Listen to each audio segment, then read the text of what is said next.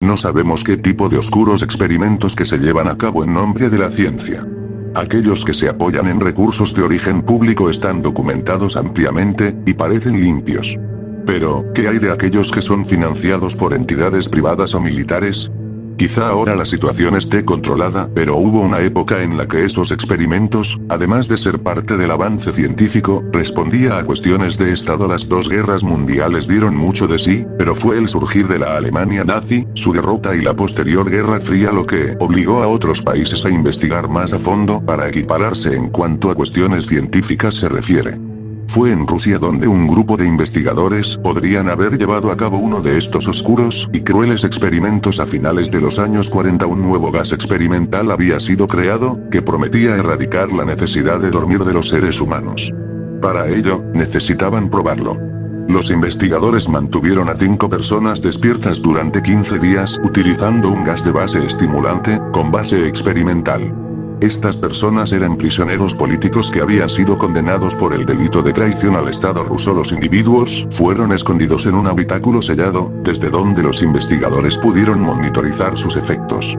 Los sujetos convivían en pequeñas habitaciones llenas de libros, somieres sin ropa de cama, agua corriente, un váter y comida ahumada como para sobrevivir un mes. Micrófonos repartidos por la estancia recogieron los escalofriantes resultados. Los sujetos del experimento estuvieron bien los 5 primeros días. Quizá fuese porque los investigadores habían prometido a los prisioneros que serían liberados tras el experimento y si conseguían estar sin dormir durante 30 días. Los individuos hablaban entre ellos, y sus conversaciones fueron triviales durante los primeros días. A partir del 5.º día, sin embargo, sus temas se volvieron más oscuros y comenzaron las primeras quejas, demostrando incluso paranoia. A partir de entonces los sujetos comenzaron a mostrarse sospechosos unos de otros, a no hablar entre ellos y a actuar de manera muy extraña, incluso contando los delitos y detalles personales de los otros individuos, como si fuese una manera de congraciarse con sus captores. Al principio, los investigadores consideraron que el comportamiento de los sujetos era resultado del gas experimental. Tras casi 10 días, uno de los sujetos comenzó a gritar, y lo hizo durante casi 3 horas. De repente, se hizo el silencio y solo se escucharon sonidos guturales. Los investigadores comprobaron entonces, aterrorizados, que el sujeto se había arrancado las cuerdas vocales él mismo. Lo más sorprendente de este hecho es que ninguno de los otros pareció inmutarse.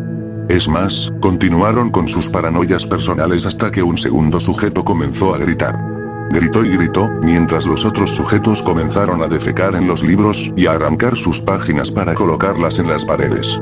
De repente, los gritos cesaron, y los susurros paranoicos de los otros, también. 3 días después, al no escuchar nada, los investigadores decidieron chequear los micrófonos, para provocar una respuesta. Nada. 2 semanas después del comienzo del experimento, decidieron hacer algo que habían dicho que no harían. Anunciaron por los micrófonos que iban a abrir la estancia. Amenazaron con dispararles si intentaban algo, prometieron liberar a uno de ellos si cumplían las órdenes. Para su sorpresa, oyeron una respuesta calmada. Ya no queremos ser liberados. Al intentar sacarlos de la habitación, los sujetos se negaron y violentamente demandaron la reimplantación del gas experimental. Atacaron y mataron a varios soldados, y en esa lucha otro de los sujetos del experimento sufrió graves heridas. Fue intervenido por médicos.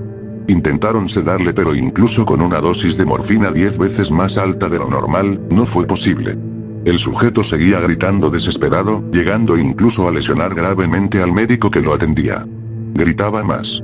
Hasta el punto que se desangró y murió. Los otros 3 sujetos fueron trasladados a instalaciones médicas. 2 de ellos, que todavía conservaban las cuerdas vocales, seguían demandando el gas. Querían mantenerse despiertos a toda costa.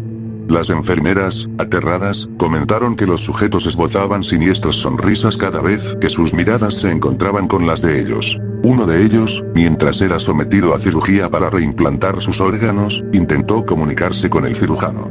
No habían administrado anestesia, y él gritaba desesperado. La frase era simple y clara: sigue cortando.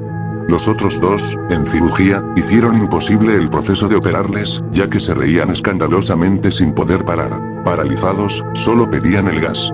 Los investigadores les preguntaron por qué se habían herido y arrancado los órganos de su cuerpo, además de por qué pedían tanto el gas. Una respuesta se oyó, clara: Debo mantenerme despierto. Los 3 supervivientes fueron devueltos al habitáculo. Al haber fracasado en el experimento, los investigadores se preguntaron qué hacer con ellos. Un oficial ex KGB sugirió comprobar qué sucedería si se les volvía a administrar el gas experimental.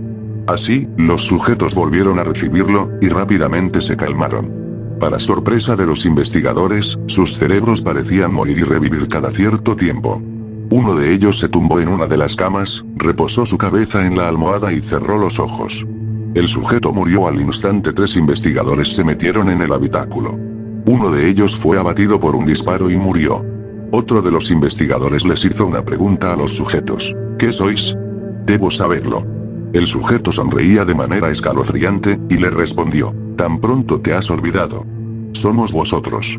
Somos la locura que circula vuestros cuerpos, rogando ser liberada de vuestra mente más profunda y animal. Somos de lo que os escondéis cuando os metéis en la cama cada noche.